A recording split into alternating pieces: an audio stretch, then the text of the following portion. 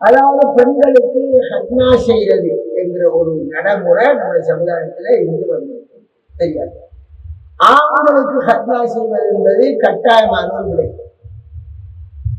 தெரியாது. அதுல மாற்று கருத்து ஆண்கள் செய்வது. பெண்கள் ஹத்னா செய்வது சம்பந்தமாக எந்த ஒரு இமாமும் அதை கட்டாயம் என்று சொல்லுங்க. பெண்களுக்கு எப்படி ஹத்னா செய்வது என்பது சம்பந்தம், எப்படி செய்த என்கிற சம்பந்தமாக ஆதாரமான ஹதீஸ்களில் அந்த முறையையும் பெறவில்லை. ஒரு பலவீனமான நம்பகமற்ற ஒரு செய்தி உம்மு அத்தியா ரலியல்லாஹு அன்ஹாவுக்கு நபி ஸல்லல்லாஹு அலைஹி வஸல்லம் அவர்கள் இந்த மாதிரி நீங்க ஹத்னா செய்வது சொல்லி கொடுத்த மாதிரி ஒரு செய்தி வருது. அது ரொம்ப பலவீனமான செய்தி. இப்படி இருக்க பல இமாம்கள் பெண்களுக்கு ஹத்னா செய்வது நல்லம், அது விரும்பத்தக்க காரியம் என்று சொல்றாங்க. சரியாக இன்னும் சிலர் இல்லாத தேவையில்லை என்ற கருத்திலையும் பல ஆண்கள் சொல்றாங்க. தெரியாது. எனவே இந்த நிலையில ஹத்னா என்ற பெயரான வேறு நாடுகள்ல நம்முடைய பகுதியில பெருசா இல்லை நினைக்கிறேன். அந்த பெண்ணினுடைய மர்மஸ்தானத்தை அது ரொம்ப அகோரமான முறையில சிதைத்து விடுகிறார்கள் என்கிற ஒரு பிரச்சனை இருக்கு. ஆப்பிரிக்கா நாடுகள்ல நிறைய முஸ்லிம் பிரதேசங்கள்ல அது மார்க்கம் வரையறைக்கு அப்பால் சிதைக்கக்கூடிய ஒரு பெரிய ஒரு மோசமான கலாச்சாரம் இருக்கு.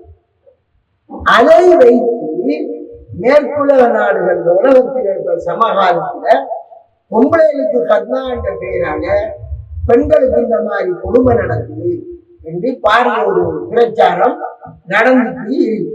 தெரியாது. இந்த நிலையில அல்லாஹ் ரசூல் கட்டாயமாக்காலும் தெரியாது.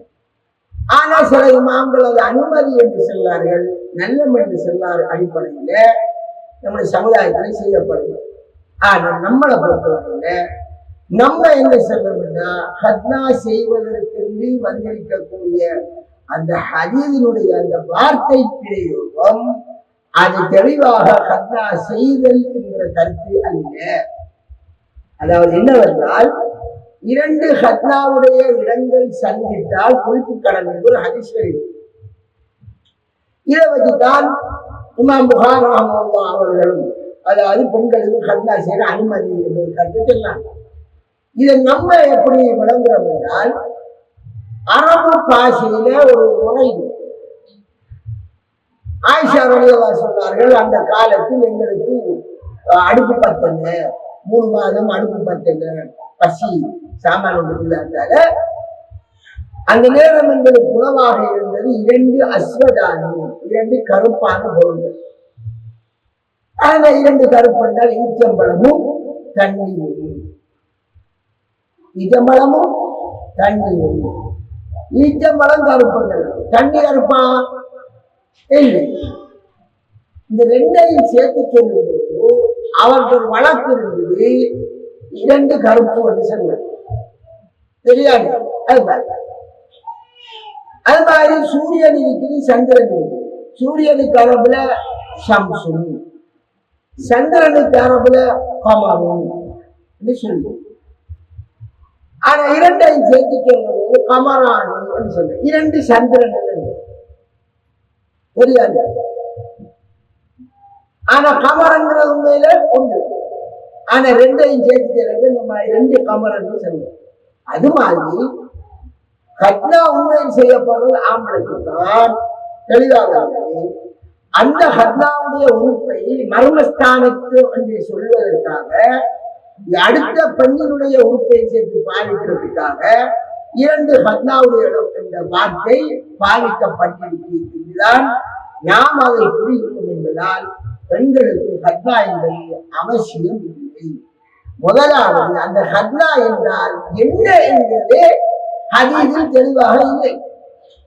ஆம்பளைக்கு ஹத்னா என்கிற விடயம் அது ஒரு தெளிவான விடை. பெண்களுடைய ஹத்னாவை பொறுத்தவரையில நான் எங்களோட குடும்பத்தில எங்களோட உம்மட உம்மான தங்கச்சி அவ ஹர்னாஸ் அந்த அந்த காலத்து மறுத்து.